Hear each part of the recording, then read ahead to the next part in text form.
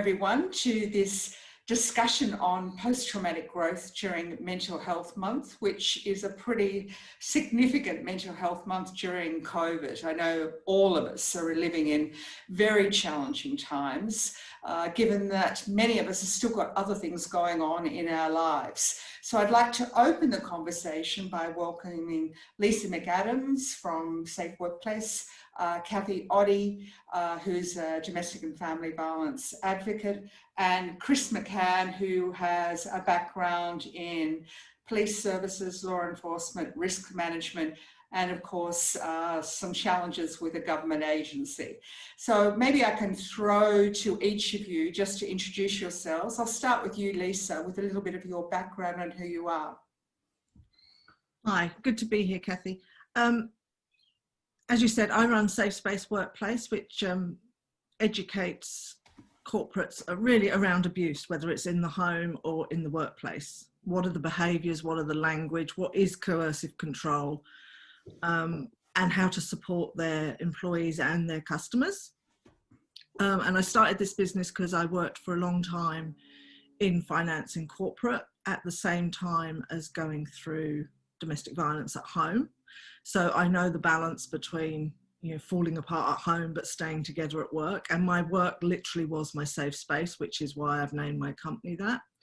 I'm actually a victor from, I call it a victor because I'm not just surviving.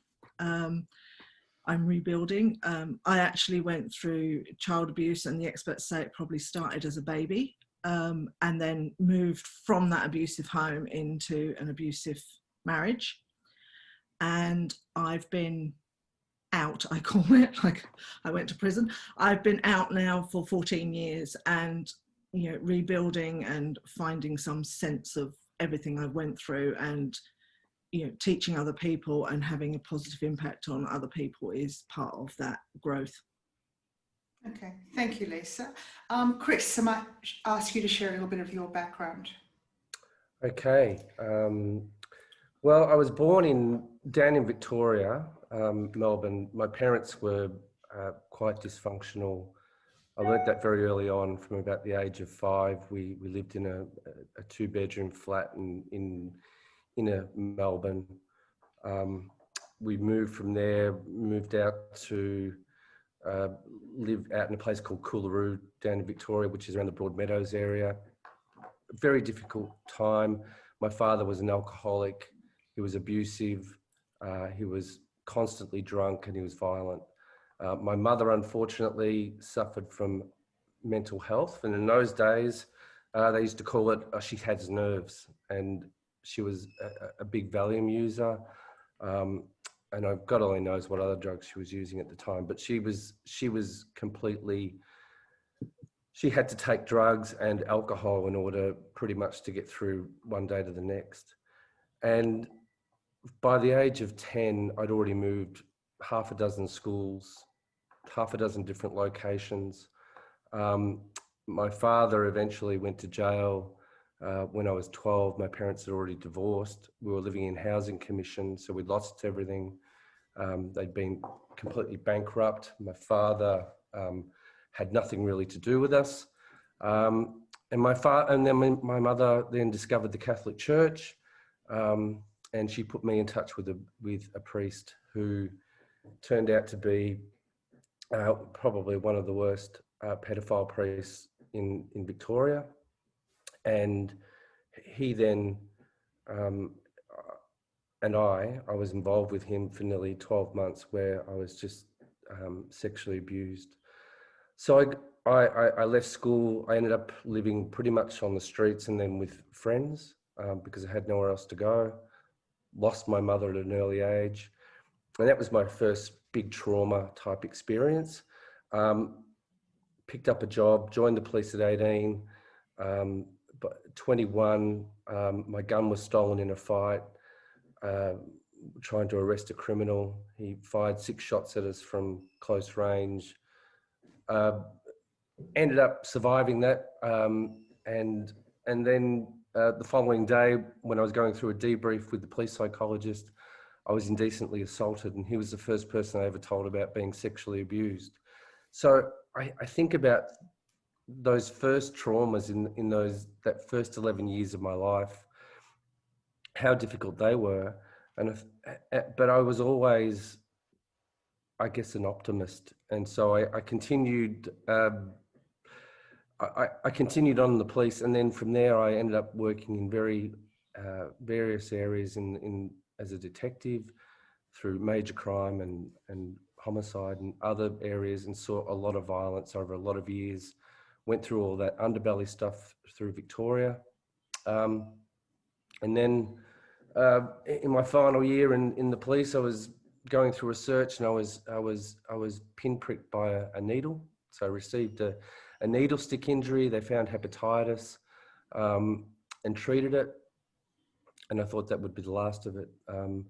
I think back now that I should have done more about it, but I didn't.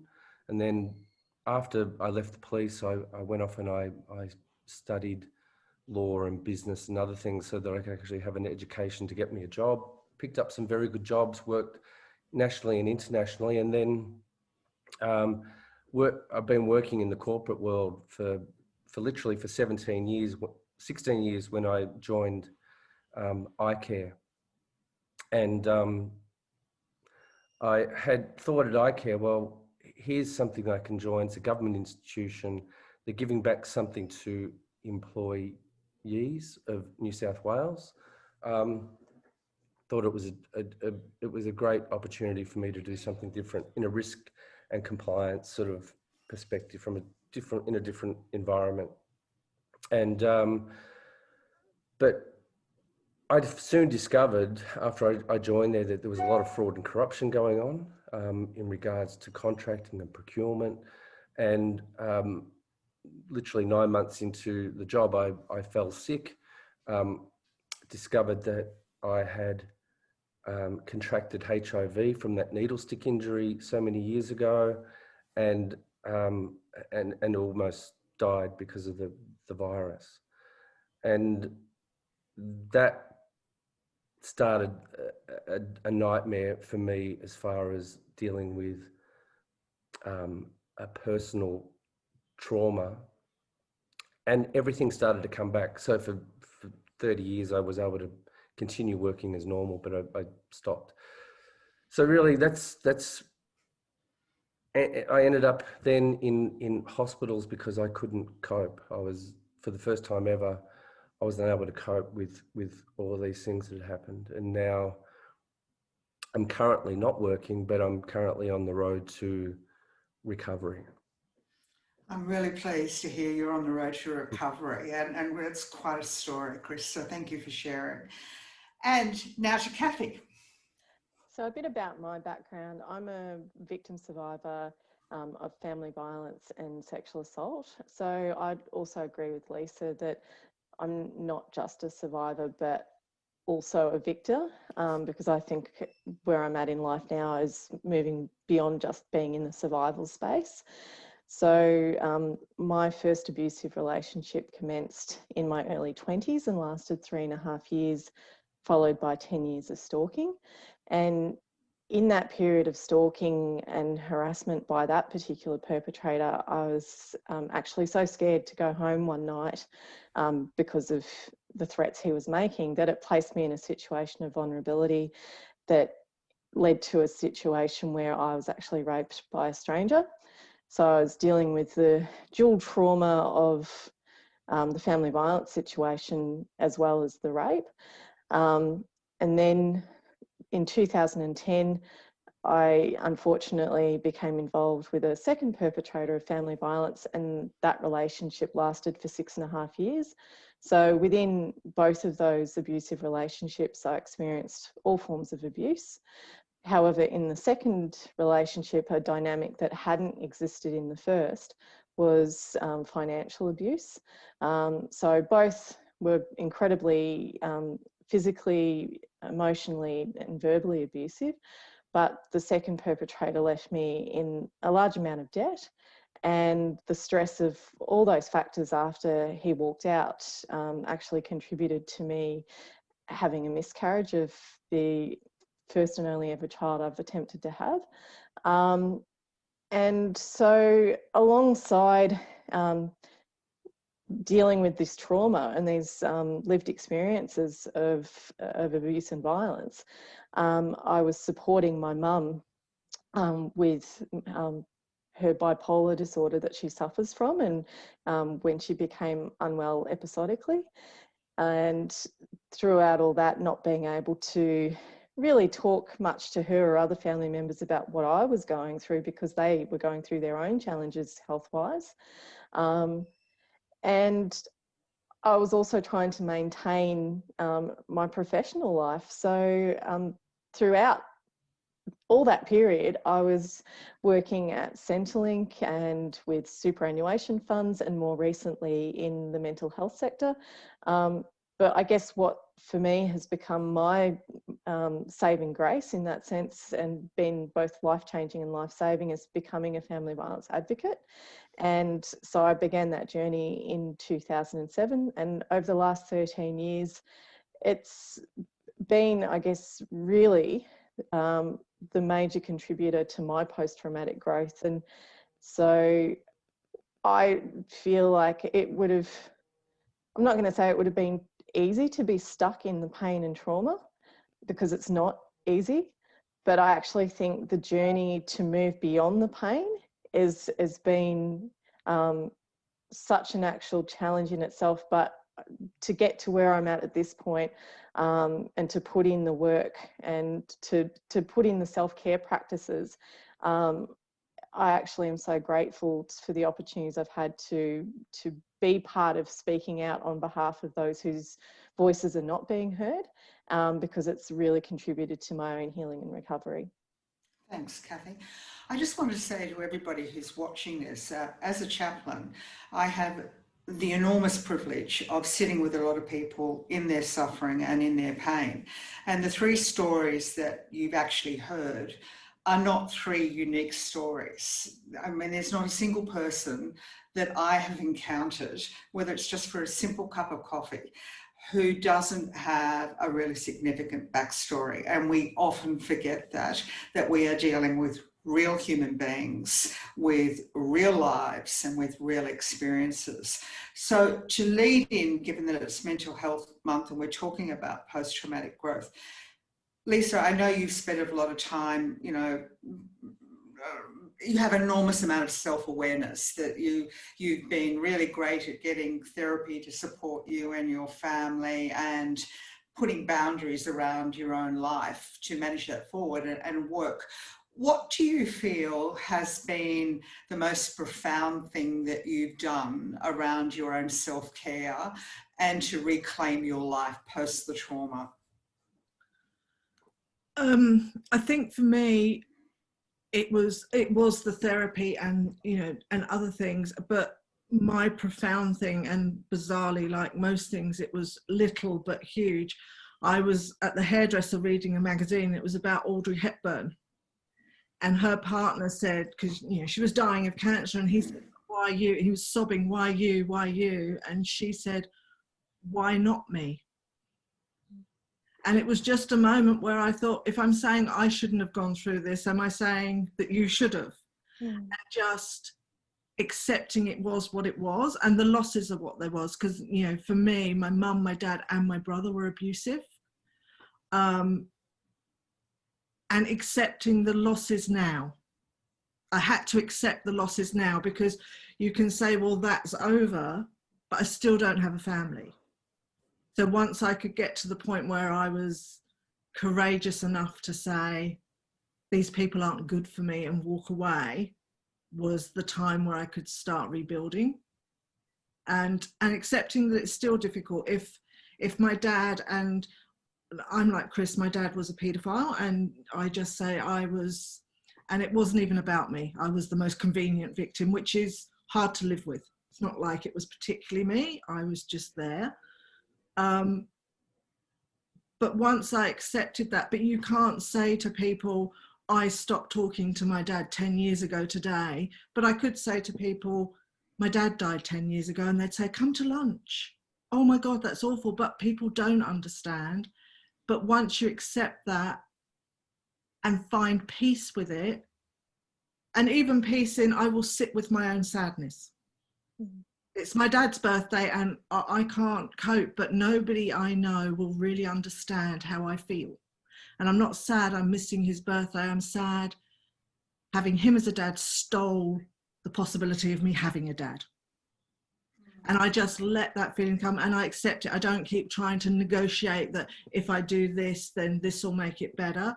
It is what it is. And it's about making the best life for myself now. And where I need more post-traumatic growth, I think, is trusting people to ask for help. The people I grew up with and the person I married weren't people you trusted. And I've got to learn that, you know, people have my best interests. And I would say that's my biggest challenge, is letting the right people in. But for me, it was, I call it radical acceptance. Is what it is. And that doesn't mean I'm always happy. There's days I fall apart and that I, you know, I do the, it's not fair and dig the garden, probably rather too vigorously. But, you know, just radical acceptance that it is what it is. Like, because I've got no family and, you know, and I'm starting to trust people, like both Kathys on this call are my friends and my support network. But it meant I brought them up completely alone because I didn't trust people. I didn't let people in. But I accept that. I am bringing up them on my own, me whinging every day that it's not fair. And I actually do a talk around the myth of fair. Nobody's life's fair. But what I've noticed is people really notice when people life isn't fair against them. Like, it's not fair I lost my job. It's not fair but if something really good happens, like they have a promotion, they don't walk back going, well, it's not really fair I get all this good luck.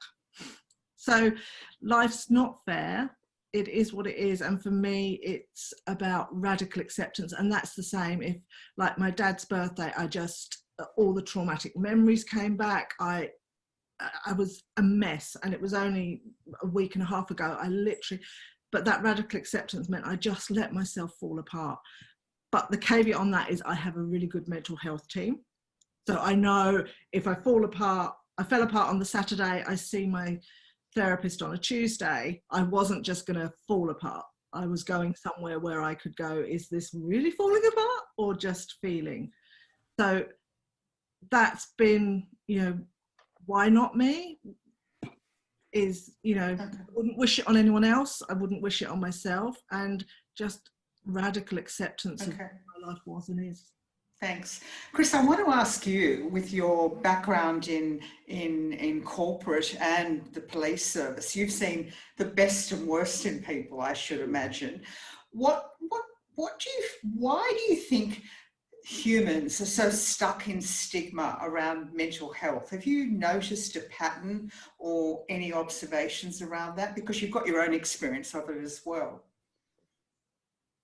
I think the issue with mental health is that it's not some sort of physical handicap that you can see. You can't see a person that has lost a limb. You can't see them with you know, a broken arm. Mental health is something that it's invisible. Yet you can see it on the face of some people. You can see it in the way that they act at work. You know, their mood swings. They change a lot. They're absent from work a lot. They won't talk about anything to do with their home life. They don't. Because they're trying to hide something. And I used to work in a place that encouraged people during Are You OK Week to talk about their issues and talk about their stories. But strangely, they talked the talk, but they didn't walk the talk in the workplace. And so you might have a mental health issue, and but you weren't really encouraged to talk up about it because they weren't going to do anything about it anyway. And I saw that firsthand in the last place that I worked. So it's just such an unfortunate disease or illness to have, because you have ups and downs, and I know, you know, we drew a picture in the air before about how you feel each day, and there are days where I feel absolutely fantastic, and there are other days I just feel crushed and sad. But I'm still trying to get out of this mind cycle of feeling like I'm a victim, and so but getting back to your original question about the whole thing about mental health is that it is an invisible problem for an individual, and so therefore it's a very difficult issue and problem to treat unless you get professional help or people who understand what you are going through or what you have gone through around you. Before I go to Lisa, to Kathy rather, I know Lisa said something to me privately, which has really remained with me with regarding to having gone through trauma. And that is, she told me, I don't have shallow conversations anymore. That's one of the great things that's happened for me. And I couldn't agree more. I mean, there are a lot of us that have very shallow, vacuous conversations, but those that are advocates and are genuinely trying to change things in mental health, domestic and family violence, workplace bullying, all those things, the friendships that you build have significant depth to them. So thank you for sharing that insight.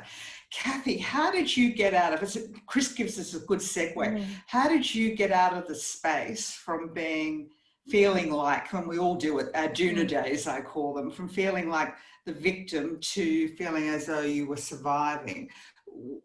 Or have you? Do you still have, I'm a victim day, I've got to pull the doona up and lie in bed? I know I do from time to time. Oh, look, I absolutely still do have those days, and then I anticipate I'll probably have those days for the rest of my life.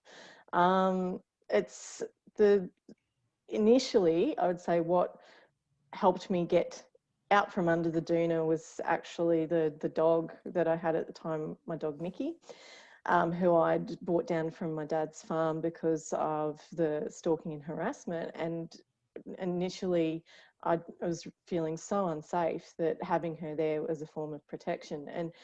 But honestly, the outcome of having her there was so much greater because she gave me a reason to get up every day.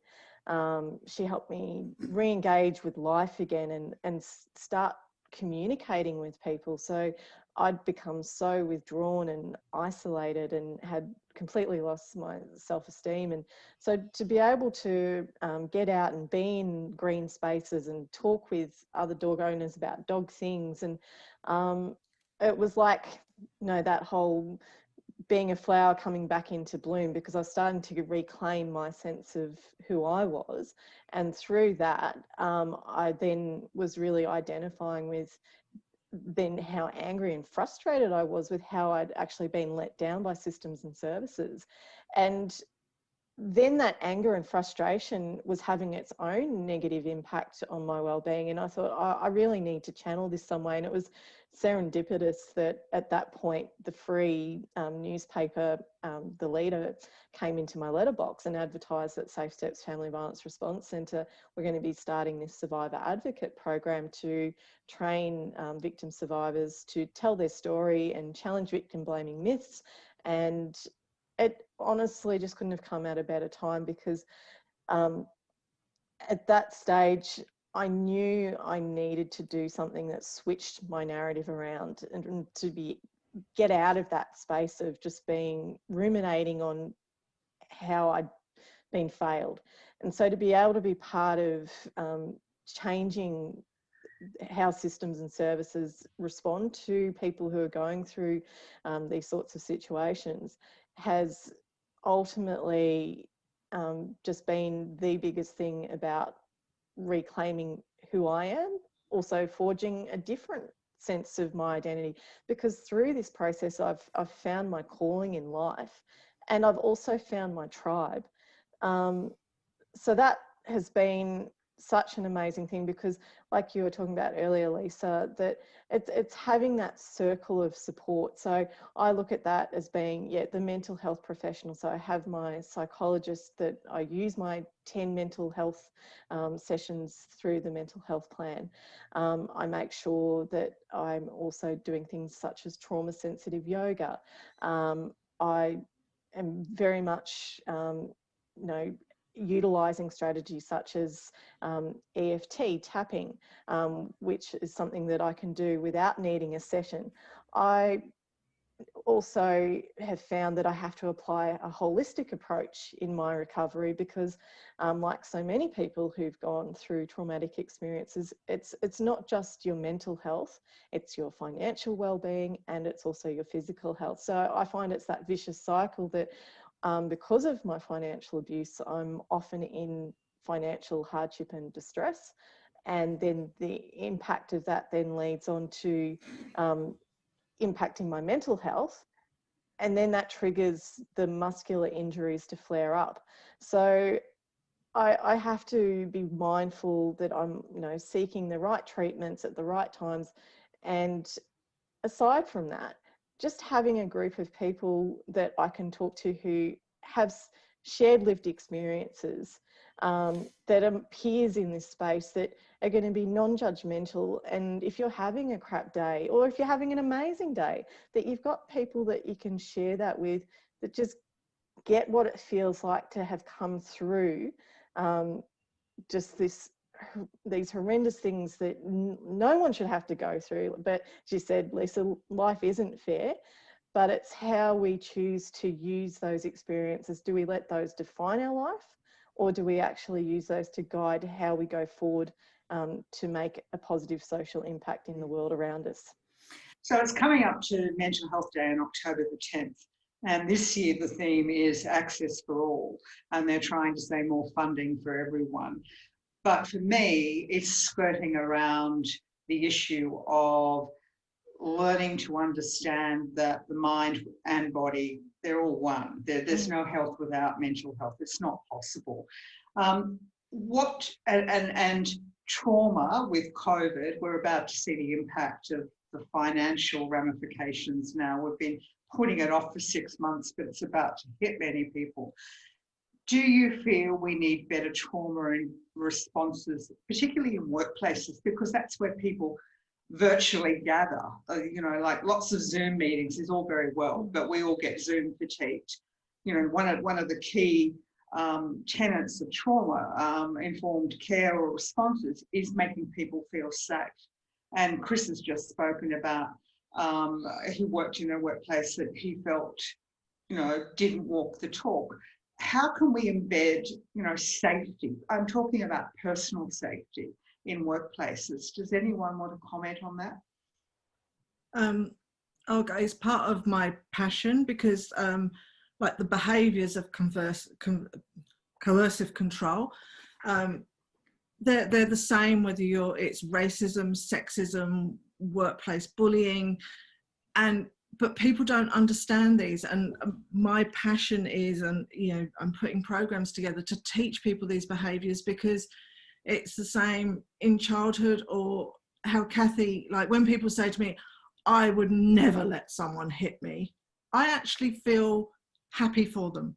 If they don't understand how somebody can break you down to the point that when they do hit you, you think, what did I do? How did I upset them?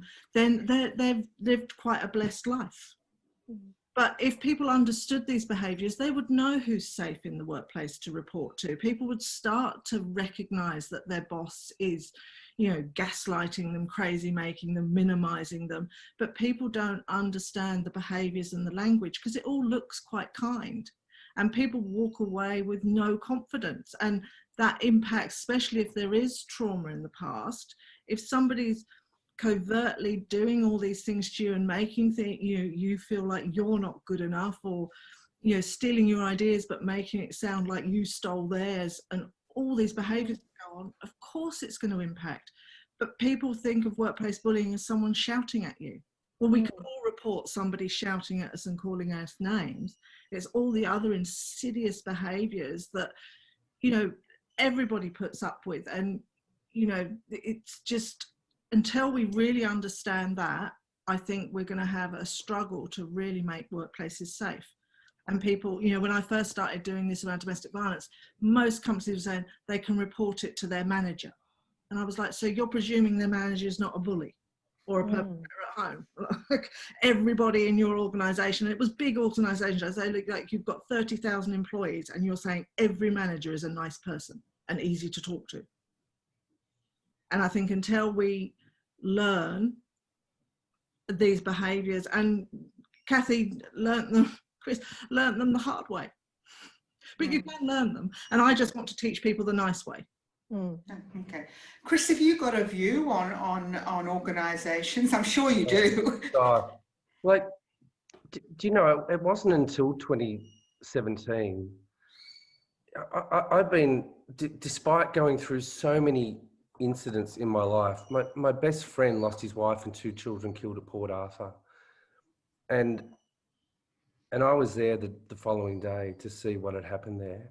But I've seen him grow still, and now he's, you know, we brought in the gun control, we brought in the Alannah and Madeline Foundation to protect children. And he mostly, because he's the one that stands behind it all. I've seen him, he's one of the greatest victims of all time, but when I talk to him, he has grown beyond all expectations. And I think about what Walter went through and what I've gone through, completely different back. Like we're best mates since we were 10 years old. But he's been able to deal with it far better than I have. In the last 3 years, I did discover what was happening. And so to the points that have just been made, I was raising issues about fraud and corruption. I was brought in there to fix up, set policy around, you know, conflicts of interest, fit and proper, procurement, contract management, etc. Within the first month, I started to discover that the people that were in charge were giving huge contracts out to friends, ex-colleagues, etc. And I started to raise this as a concern because that was my job. I started to put into reports. The reports would be altered before they'd make it to the board. I started raising complaints to the very people that I thought that would listen, and I was hushed up. I was told, keep quiet, it's none of your business, but it was my business. So I continued with that, but each time I would go and say something, my manager was part of the problem, because he'd taken a $6,000 trip as well. So I had no one else to go to. So I went to the CEO. The CEO had brought in a company and they'd paid hundreds of millions of dollars to a company and that they were related to. And I raised that with him. And so being ignored became part of the problem for me in the workplace. And then I started being disinvited to meetings where I was a key person. And then I also discovered that people weren't talking to me. And it wasn't just in my imagination. And when I then told people about that I discovered that I had HIV, I started getting threatening emails and telling me to, we don't want filthy people like you touching our things. We're watching you. And then getting rubber gloves sent to me and in a letter. And, you know, I had survived gunshot wounds, been through all the underbelly stuff, was in Russell Street when the bomb went off, had been to Port Arthur. I had been through so many things, yet those emails and the letter crushed me and stole my confidence. I had a huge amount of confidence in my ability, and I was very successful for so many years in running a business, but it took the wind out of my sails. And then I remember getting on my bike that day and riding home back to Randwick and thinking, I'm just going to ride my bike into the front of that bus and end my life, because I thought I had been through so much. It was the first time that it was probably the first time I started to feel like a victim, despite all the other things that had happened in my life. Mm. And still, I'm still coming to terms with a lot of these things, but I am a hell of a lot better now getting professional help. Yeah. I just want to acknowledge you for sharing that with us, Chris. First of all, I know for the other panelists and those watching, what you went through is disgusting, and I hope you know that. The other thing around workplace employee abuse, which is the language many of us use rather than workplace bullying, is it eats away at who you are. That's why it's so destructive. Like it takes away your own personal space, integrity. It eats away at all those things where you doubt yourself. And it's not your doing. And people that actually do that, it is violence, and it needs to be called out for that. So sorry, I'm on my hobby horse, Chris, about that. I feel very strongly about it. I actually, Kathy, I actually wrote down where Chris was talking. It's the slow breakdown of self. Absolutely. And Chris could cope with everything else because he had himself. Yeah. Poor Arthur, you took yourself there, but they broke you down. So when you needed yourself, they'd stolen you. Not anymore though. Because you're coming back. Yeah, not anymore. Yeah. I mean, it's really so timely because it is Mental Health Month, and many organisations, you know, there's one financial institution that we're not discussing here whose behaviour towards women, and I've supported a lot of women in that workplace, is diabolical, and they have not once offered any of those women mental health support, yet they will put lawyers on, you know, the litigation lawyers to silence them, and they're all struggling with mental ill health. These are the things that we've got to start talking about. There's no point having World Mental Health Day, you know, Mental Health Month, Are You OK Day, unless we start getting to the bottom of what's underneath, what's the sore. So I guess we could talk all day on this, obviously. I think what I want to do, I want to share a story about somebody in a moment, and then I think I'm going to ask for each of you, you're on a different journey and a different pathway. How are you managing your own self-care? How are you managing your own recovery and space? But before I do that, I want to share the story of, if you like, the poster person for post-traumatic growth. And her name is Rhonda Corcoran, who was a major in the US Army. She was shot down over Baghdad during the Iraqi war, and she was injured. She broke her legs, she broke her arms, all sorts of horrific injuries. Some of her teammates were killed. She was sexually assaulted. Bush and Hussein negotiated her release and returned to the US. She was a urologist, so she was a medical practitioner, and she actually says about the experience that it was the greatest growth for her. And she talks about it in, now this is a person that had massive training, you know, to be resilient. So it's a little different to a lot of us. But she talks about the spiritual growth. All of a sudden she felt there was something more than me. She felt connected, whatever that might be. She talks about being a much better doctor. She had greater compassion and empathy. She certainly says she was a much better parent, that she was there for her children, no longer was work taking priority. And importantly, she said, I became a much better partner. I didn't put off the discussions that needed to happen to build that communication. She then went on with to work with Martin Seligman, who is the father of positive psychology and well known. And we have a tendency with mental health, and I'm not a medical practitioner and I'm not advocating anything one way or the other, but we do tend to pathologise mental ill health. You know, somebody that suffered trauma is mentally ill. Well, they're traumatised. Hello, let's take away the trauma. she worked with Martin Seligman to help veterans who were suffering from post-traumatic stress syndrome, to help them build a new best version of themselves, and it was very successful as a program. And there's a book, there's several books that Martin Seligman's written, which I'll put up at the end of this session. If you'd like to go read them, it's worth exploring. It's worth, if you're seeking therapy, it's worth talking to your therapist about, because these are all conversations that help in recovery.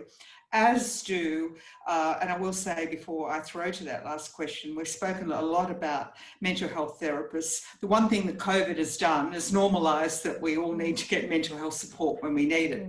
The second thing that it's done is, and particularly to the men folk that I talk to, who are often a little reluctant to get that support, it's absolutely okay to go along and see somebody and not connect with them and say, I'm going to see somebody else. Because it's a partnership. You've got to find a good therapist, somebody that you feel is there for you. But in all of that, we can do a lot for ourselves, and that is around self-care. And I know when you're struggling with mental ill health, and there is a continuum pathway. Some people have a lifelong journey. Other people go in and out of mental ill health. Other people have major episodes and then they recover fully. Self-care is an important part of that, and learning about ourselves. And one of the criticisms I have around all the advice given about mental health at the moment, saying stay connected and exercise and eat well. We know that, but why? You know, we, as adults, adult learning applies. We want to know why, and that's not being told. And the why around all of that is that if we disconnect from people, we can withdraw and end up in a relapse and depression. If we don't eat well, we're not looking after our bodies. We can end up fat, thin, heart disease. There's a whole range of medical conditions that mental health impacts. So, having said that, thank you for bearing with me. I'm going to throw to Lisa on your journey, which I know you've got children and you've got to manage their mental health as well, or help them learn about it. What are the major self-care things that your go-to that you do now? Well, one obviously is therapy.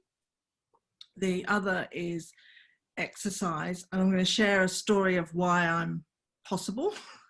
When I was only 7, and it was really dark, but I'm from England, so it was probably only about 4 o'clock in the afternoon. I was the scapegoat in my family, so everything was my fault. Everything was absolutely perfect till I was born, and I just ruined the world. And I remember it was winter and I went to the sea. I lived about 2 minutes from the sea, and the waves were crashing on stones. Sorry, Australian English beaches have stones where you live.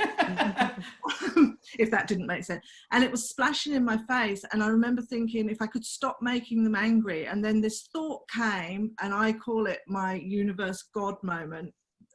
This voice came and said, but if you make everybody angry, who makes the sea angry? You know, I mean, I was 8. I wasn't capable of making the sea angry.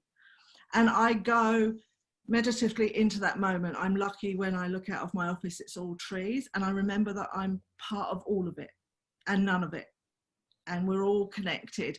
And I think having that moment so young and being able to go back to it, and it is a real part. And, you know, remembering that we're all connected and it's not just my suffering. I can listen to Chris and Kathy talk and I'm not understanding their story. I've lived it in different circumstances. So for me, it's about physically taking care of myself. Eating's a challenge for me. I've had eating disorder most of my life, but I do my best with that. But I try and exercise. I make time for priorities, and sometimes my kids can't be my priority because they're quite expensive teenagers. I don't know if but just, and I think my journey now is to stop being hard on myself. I can lay until 7:30 and hate myself all day for being a lazy cow, but just that you needed the rest. I think for me, it's realizing that I'm connected to everything and never truly alone. And my challenges in post-traumatic growth are picking up the phone. And Kathy, you actually told me off that for yesterday. I told Kathy something I'm not prepared to talk about publicly, but she was like, and you didn't call me why? And I'm like, oh yeah, you're my friend. So that reaching out and eating well is my challenge, but I make myself a priority in the ways that I can, and just having fun is one of my biggest biggest things that make me me. And I spend as much time as I can in a day being silly. And even now, I have to say this because I may have looked away, and Kathy, Oddie, you'll get this, but when I'm having conversations like that, my cat's sitting on a chair right next to me, and that's part of my self-care. These are hard conversations to hear and talk, and I pull her really near, and when I'm looking away, I'm not bored, I'm just centering. Patting the cat. And it brings me back to me. Well, thanks, Lisa. I think, Chris, I mean, you're still on a massive journey, but and first of all, I wanted to send you all our love. We were totally there with you. So, you know, you've made a whole lot of friends here and online that are really behind your journey to health. What are your self-care practices at the moment? Well, for years I've always exercised, and I think back from my early days when I was a child and I was going through things. My escape from my family was playing sport, and it was playing cricket and I in those days VFL football, Aussie rules football. And so from an early age of 9, my parents would never take me to play sport. I had to go and figure out how to get there, because that was my escape from that horrible environment. And I found that sport and having people around me that were positive and that were just they didn't know what was going on at my family, in my home. But I would turn up, I'd play cricket. I ended up playing at a high level of cricket and also in football. And I found that sport was my release from feeling down or bad. And I continued that forever. And then I remember when I was involved in that shooting, I said, I felt like I couldn't talk to anybody about what had happened, not just with the shooting, but with other things that had gone on. So I discovered running, and I ended up then doing, 50 marathons. I would run. And so over the years, I ended up running just long events and running because it helped me stop thinking about problems, because the 10 kilometers, you can think about your speed and how fast you're going and how you're going to get to the 42 kilometer mark. But at 35 kilometers, your pain barrier is there, you're blistering, you're feeling weak. But I put myself into this mindset where I used to think, if you don't do this, then you're a non-achiever or an underachiever. And I used to have this going through my head. And so that became my goal, like that became an everyday sort of goal to help me get over trauma. And I still do it to this day, not running, but every day, even though I feel lousy, some days I feel really lousy. You don't today. Don't today, but I have, an exercise bike. I have a bike and I have an elliptical. I have weights. I live in the country. I've got 2 dogs. I've got a wife, and there's four kids that are involved. But because of the way I've been lately, it's been hard to connect with all those guys, and I've been spending a lot of time by myself. But my dogs are like my safety blanket, and my garden is my way of reconnecting with the world and getting my hands dirty in the dirt and looking back at the accomplishments. And it starts to build my confidence. Getting involved in community groups and helping other people has also helped me. And they're the things that are positive things that keep me mentally health safe, I guess is the best way to put it. Yeah, thank you, Chris. Well, that was sort of appropriate because I know what you're going to say, Kathy. What are your self-care go-to practices? Well, I guess I first would like to start off with this quote from Bessel van der Kolk, where the statement is, what most people do not realise about trauma is that trauma is not a story of something awful happened in the past, but the residue of imprints left behind in people's sensory and hormonal systems. And so what that quote means to me is that, yes, this is as a result of what we've endured. We are left with lasting imprints on our body and our minds. However, how I personally choose to use how that the lasting pain of the abuse and the trauma in my life is to say, yes, I acknowledge I'm going to have bad days.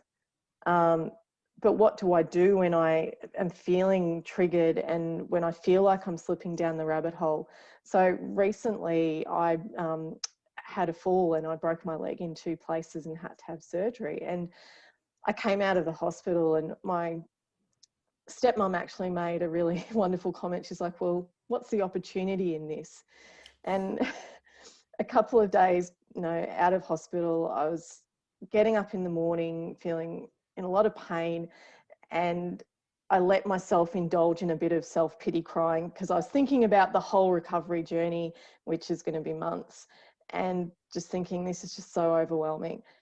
And then I had to consciously say to myself, stop, because I could feel myself slipping down that rabbit hole. And I know, as someone who suffers from depression and PTSD and anxiety, that if I'm going to have a successful recovery and healing time from this injury, if I'm also trying to manage an episode of depression and PTSD, it's just going to make this period of time so much worse for me. So I made a conscious decision on that morning to go, right, I'm not going to focus on the things that I can't do right now and feel sad and frustrated about that. I'm actually going to focus on the things I can do. And what I can do in this moment is reach out for support. So I made 2 phone calls at that moment. I rang my psychologist to get an appointment, and I rang my osteopath to get some tips on what I could do, from lying down, sitting, from my wheelchair. And because at the moment I can't actually do a couple of my favourite self-care strategies, which is walking my dog, wandering the laneways of Melbourne and taking photos of street art. So if they're my normal sort of go-to things as self-care practices, I've had to sort of, in this moment right now, look at, well, what can I do to get that same sense of peace? So that's where the connection with other people has become increasingly important, particularly as, like so many of us, we're locked in at home. I'm actually now physically can't leave because of my situation. I'm 100% reliant on everyone else around me.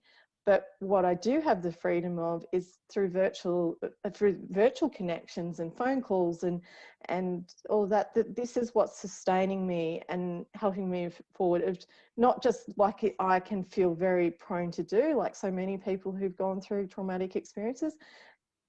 I have a tendency to withdraw into myself and not ask for the help. And that's a continual challenge I set for myself, is don't do that. Ask for the help, reach out, have the conversation. And because what advice would I give other people? Practice what you preach. And just to finish up too, I completely agree with both you, Chris, and Lisa, about the importance of connection to the world around us. So I moved back to the country this year from having lived for years in Melbourne. And this homecoming back to Ballarat has just been, in its own way, very healing, because my dad's farm, which is 20 minutes further out from where I live, has always been the space where I've felt most grounded and connected to country. It's where I've had the most spiritual connection to place in my life. And so it's that thing of knowing that although there's so much we are restricted that we can't do at this moment, I at least have been able to get back into gardening prior to my accident. And collectively, my family have planted in excess of 4,000 trees this year. So to be, as you said, Lisa, when we're not just our own individual being. We're part of a world and a part of this environment around us. And it's how do we, whilst we're nurturing ourselves, nurture back in an outwards direction as well. Thank you, Kathy. So just as a closing comment, you've heard from 3 really powerful people telling their stories, which, although they're unique to them, they're not unique in other people's own traumas. Many people will identify with what each of our speakers have shared. The other thing I would like to say as a closing comment is these individuals all bring their whole selves to work. And there's no point in talking about mental health unless you're prepared to have brave conversations and to say, this is who I am, and to call out bad behaviour. So unfortunately, sometimes, as in Chris's case, you probably got no choice but to get out because sometimes, you know, the behaviour is so bad. But nevertheless, as human beings, working, living, caring, loving each other, we've got to start bringing our whole selves to work. So thank you, Lisa. Thank you, Chris. And thank you, Kathy, for joining us today. Thank you, Kathy.